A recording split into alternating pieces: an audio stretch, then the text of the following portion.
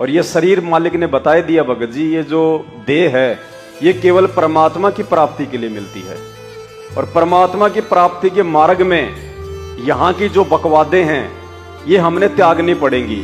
होली है, दिवाली है, और भी जितने त्योहार हैं, ये परमात्मा ने बताया कि ये एक परंपरा के तहत हैं।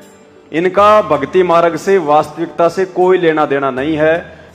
अब होली मनाते हैं हम, अब लोगों को पता ही नहीं होली क्यों मना रहे हैं, जबकि होली तो मनानी नहीं चाहिए।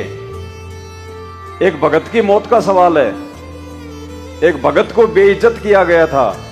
प्रहलाद भगत को उसकी बुआ होलिका, जिसको वरदान मिला हुआ था ब्रह्मा जी से, उसको एक चद्दर दी थी उसको ब्रह्मा जी ने। परमात्मा ने लिखा हुआ अपने कबीर सागर में, ब्रह्मा जी ने उसकी बहन होलिका को एक चद्दर दी थी। वो चद्दर ओढ़ के जब वो आग में बैठती थी तो आग उसको नहीं जला पाती थी।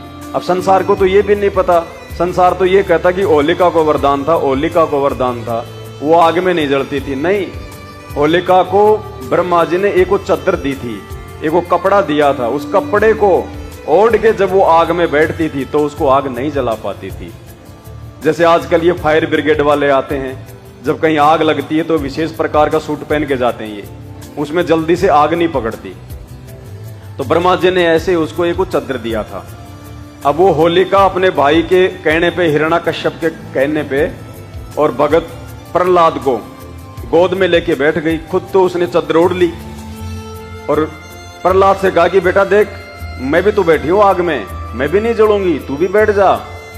उसने ओढ़ के चद्दर और प्रहलाद को अपनी गोद में बैठा लिया और उनके सैनिकों ने आग लगा दी।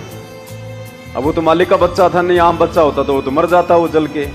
लेकिन परमात्मा ने ऐसी दया करी। देखो यहाँ पे हमारे लिए एक शिक्षा भी है। होलिका को ब्रह्मा जी ने वरदान दिया था, वो चद्दर दी थी, लेकिन वो भलाई के लिए दी थी।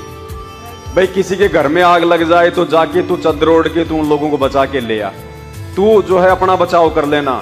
लेकिन वरदान का, आशीर्वाद का यदि हम दुरुपयोग करेंगे तो फिर उसकी सजा भी मिलती है। तो उसने अपने भाई के कहने पे उस चद्दर का, वरदान का उसने दुरुपयोग किया। प्रहलाद को गोद में लेके बैठ गई, सैनिकों ने आग लगा दी, लेकिन वो मालिक का बच्चा था। परमात्मा ने ऐसी दया करी, ऐसी भयंकर आंधी चलाई, वो चद्दर होलिका से हटके प्रहलाद के चारों तरफ लिपट गई और होलिका आग में जल गई।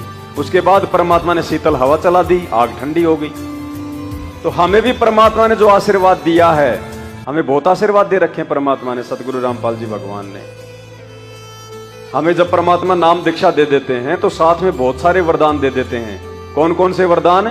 जो हम असुर निकंदन रमणी में रोज पढ़ते हैं। सतगुरु शरण शरणाई, शरण गए कछु भय नहीं व्यापे, काल जाल भय मिट जाही, रोग शोग छल छिद्र न व्यापे, सन्मुख ना ठहराई, झैर अग्नि तन निकट नहीं आवे, दूरी जात रंगाई, वीर बेताल बाण नहीं लागे, यम के कोट ढहाई, 98 पुण्य मूठ ना लागे, उल्ट ताही दरखाई, बैर करे सोए दुख पावे, सुरती शब्द और कहे कबीर जम दम पेल्या सतगुरु।